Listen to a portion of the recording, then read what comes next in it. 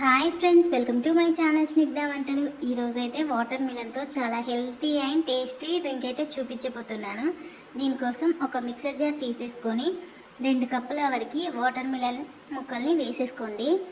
ఇలా సన్నగా కట్ చేసి పెట్టుకున్న వాటర్ మిలన్ ముక్కల్ని ఇలా మిక్సర్ జార్లోకి అయితే వేసేసుకోండి. ఇలా వేసుకున్న తర్వాత ఇప్పుడు ఇందులోనే 2 టీ స్పూన్ల వరకు పంచదారను వేసేసుకోవాలండి. ఈ ఎండలకి పిల్లలు ఎక్కువ కూల్ డ్రింక్స్ తాగడానికి ఇష్టపడతారు కదండి. కూల్ డ్రింక్స్ ఎక్కువగా మంచిది కాదు కాబట్టి ఇలా ఒక్కసారి అయితే వాటర్ మిలన్తో జ్యూస్ చేసి పెట్టండి. పిల్లలకి చాలా బాగా నచ్చుతుంది, చాలా హెల్తీ కూడా. ఇందులోకి మనం ఎక్స్ట్రా ఎలాంటి ఇంగ్రీడియంట్స్ వాడాల్సిన అవసరం లేదండి. వాటర్ మిలన్ ఉంటే సరిపోతుంది. ఇప్పుడు మిక్సీ పట్టి పక్కకు తీసేసుకోండి. ఇప్పుడు ఒక చిన్న గిన్నె తీసేసుకొని ఇందులోనే 1.5 స్పూన్ వరకు సబ్జా గింజల్ని వేసేసుకోండి.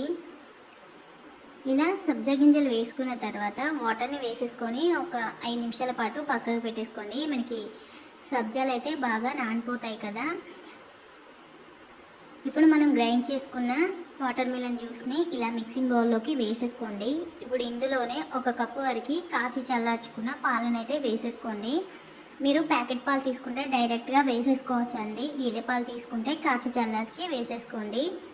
ఇలా 1 కప్పు వరకు అయితే పాలను వేసేసుకోండి.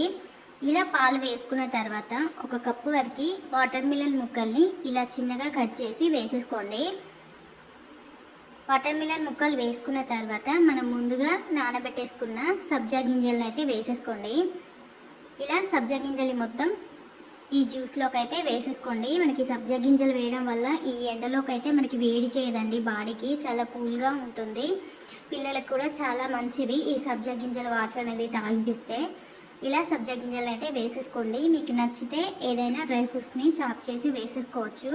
నేనైతే డ్రై ఫ్రూట్స్ అయితే ఏమీ వేయలేదు. ఇలా ఒకసారి కలిపేసుకొని ఐస్ క్యూబ్స్ని అయితే వేసేసుకోండి. ఇలా ఐస్ క్యూబ్స్ వేసుకున్న తర్వాత మొత్తం ఒకసారి కలిపేసుకొని మనం ఫ్రిడ్జ్లో పెట్టేసుకున్న తర్వాత సర్వ్ చేసేసుకోండి. ఒక 2 అవర్స్ పాటు ఫ్రిడ్జ్లో పెట్టేస్తే చల్లగా చాలా బాగుంటుందండి.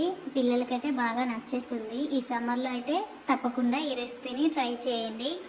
ఈ వీడియో నచ్చితే లైక్ చేయండి, షేర్ చేయండి, అలాగే నా ఛానల్ని సబ్స్క్రైబ్ చేయండి. Thank you for watching Snigdha వంటలు.